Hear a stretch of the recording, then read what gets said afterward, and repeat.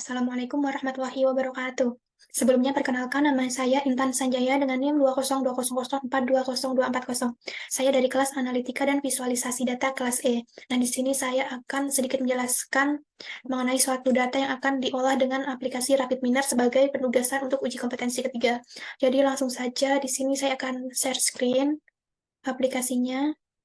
Nah, ini masih kosong ya untuk ini. Jadi, yang pertama kita akan memasukkan data. Nah, di sini kita akan memasukkan data dengan mencari bagian operator.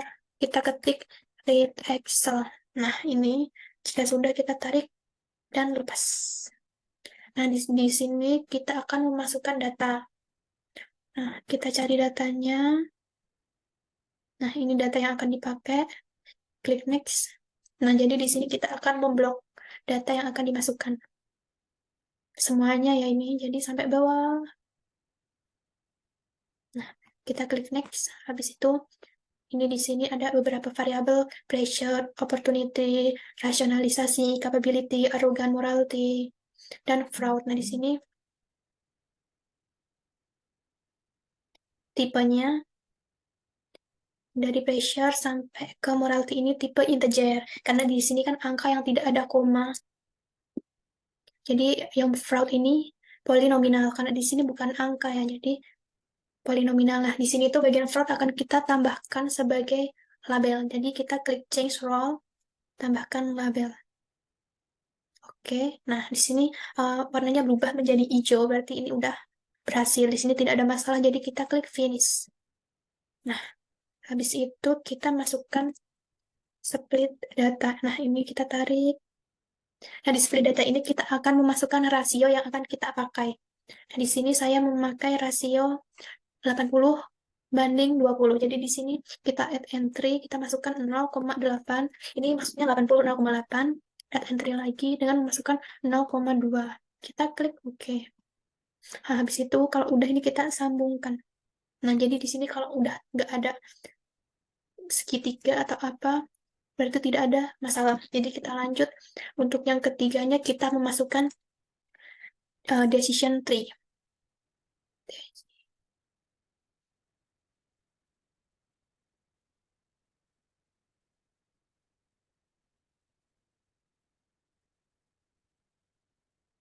Klik ke sini.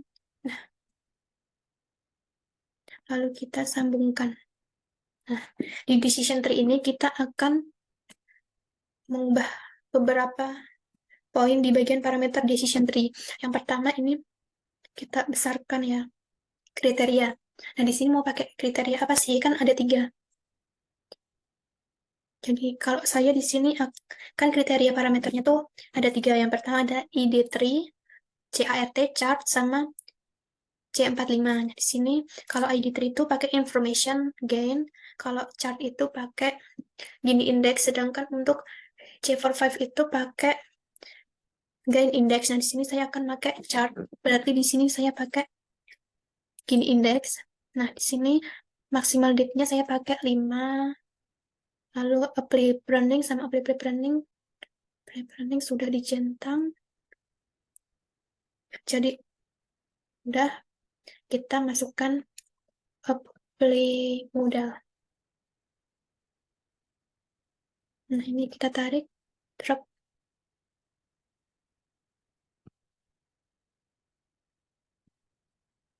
Kita sambungkan. Nah, sebelum disambungkan kan di sini ada tanda segitiga kuning. Nah, ini kita tarik ke sini. Nah, yang terakhir kita masukkan parameter. Kok parameter sih? Performance.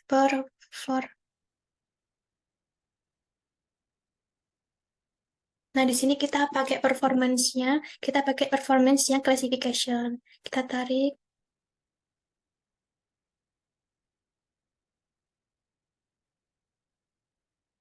Nah, sini kita akan tarik. Ini kita sambungkan ke rest. Yang ini juga. Lalu yang terakhir, apply model ke rest. Nah,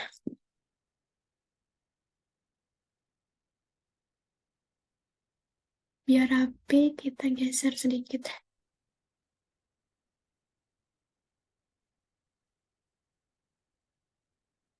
Nah, jadi untuk pohon decision tree-nya itu seperti ini. Di sini ada read Excel, split data, decision tree, apply model, sama performance. Jadi kalau ini udah, berarti kita akan lihat. Jadi di sini kita klik segitiga biru. Nah, data tadi akan berubah menjadi seperti ini untuk pohonnya.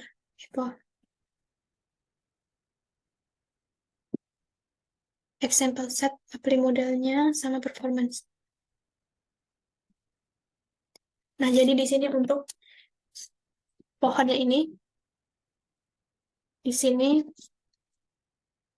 akar pohon rooftopnya itu yaitu di sini pakai capability. Nah, jadi apabila di sini nilainya lebih besar dari 23.500, maka morality ini sudah diperhatikan atau sudah dilakukan dengan baik. Sedangkan di sini jika nilainya lebih kecil atau sama dengan 23.500, maka rasionalisasinya ini masih kurang atau sama masih kurang atau perlu dilihat lagi rasionalisasinya karena di sini masih kurang. Nah, setelah itu di sini apabila lebih besar dari 18, maka rasionalisasi di sini juga sudah diperhatikan. Nah, jadi di sini apabila kurang atau sama dengan 18, maka untuk hasilnya di sini ya. Nah, di sini untuk garis biru ini maka artinya bahwa keakuratan ini tinggi. Sedangkan di sini apabila lebih dari 9, maka hasilnya tidak. Sedangkan kurang atau sama dengan 9 di sini ya. Nah, di sini maksud dari garis merah ini maksudnya sangat tidak akurat. Sedangkan untuk yang biru merah ini tidak akurat, tapi tingkat keyakinannya tinggi. Nah, di sini untuk uh, topnya rasionalisasi ini, jika nilainya lebih besar dari 10.500, maka hasilnya ya di sini biru tebal dengan merah sedikit ini, maka di sini itu maksudnya biru tebal dan merah ini tidak akurat, tetapi untuk tingkat keyakinannya atau tingkat keakuratannya itu tinggi. Fraudnya tidak banyak, kesalahan ataupun masalah yang ada fraudnya tidak banyak. Di sini jika lebih kurang atau sama dengan 10.500, maka morality ini kurang dilihat atau kurang diperhatikan. Nah, di sini maksud dari biru tebal dan merah ini tadi itu tidak akurat, tapi tingkat keyakinannya ini tinggi. Dan di sini sangat-sangat akurat karena berwarna biru semua. Tingkat keakuratannya itu tinggi. Nah, sedangkan di sini ini setengah-setengah ya. Jadi kayak tingkat keakuratannya tidak terlalu tinggi dan tidak akurat, tetapi tingkat keyakinannya itu tidak terlalu tinggi. Jadi sedangkan untuk bagian example set API model ini, misalnya diprediksinya itu kita ambil salah satu aja yang paling atas. Di sini tuh fraudnya tuh diprediksinya itu dilakukan fraud. Nah, secara kenyataannya tuh memang terdapat fraud di sini. Sedangkan misal nomor 6 ini berdasarkan prediksi yang ada itu fraud ada suatu fraud. Nah, sedangkan pada kenyataannya itu tidak ada fraud sama sekali, seperti itu. Sedangkan untuk performance vektornya, nah di sini tingkat keakuratannya itu tidak 100% karena di sini terdapat fraud yang dilakukan. Nah, jadi di sini tingkat keakuratannya sebesar 66,67%. Nah, di sini terlihat dijelaskan bahwa pada kenyataannya ini fraud tidak dilakukan. Sedangkan pada prediksi itu fraud dilakukan sebanyak 7 kali. Nah, untuk yang bagian bawah ini pada kenyataannya fraud tidak dilakukan. Nah, diprediksi fraud pada prediksinya itu tidak dilakukan, tidak adanya fraud yang dilakukan. Akan tetapi ternyata di sini fraud itu ada atau dilakukan sebanyak 2. Nah, sedangkan di bagian yang depan ini pada kenyataannya itu fraud memang dilakukan. Sesuai prediksi juga fraud ini dilakukan. Nah, prediksinya ini benar, benar dong, karena di sini terdapat fraud sebanyak 28. Sedangkan yang bawah ini, fraud pada kenyataannya itu memang dilakukan. Sedangkan sesuai prediksi itu tidak dilakukan. Tetapi untuk hasil ini bahwa ada fraud yang dilakukan sebanyak 8. Nah, di sini maka tingkat keakuratannya ini cuma 66,67%. Nah, kita balik lagi ke bagian desainnya.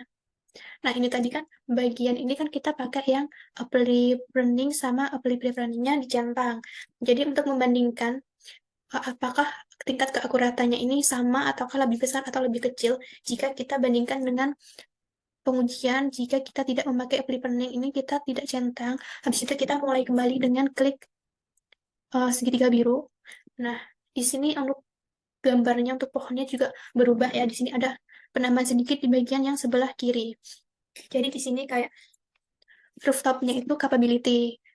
Nah, di sini ada morality dengan nilainya lebih besar dari 18, maka di sini rasionalisasinya ini telah diperhatikan dengan nilainya apabila lebih besar, lebih kecil atau sama dengan 18 di sini, maka akan memiliki hasil ya atau tingkat keakuratannya itu di sini tinggi.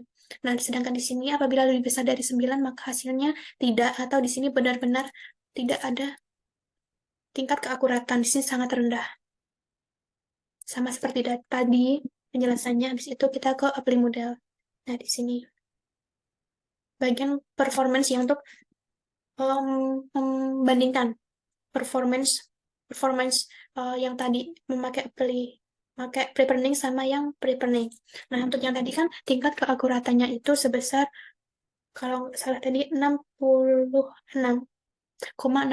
Sedangkan di sini untuk tingkat keakuratannya itu juga tidak 100%. Jadi tingkat keakuratannya cuma sebesar 64,44%. Di sini disebabkan karena emang terdapat fraud yang dilakukan.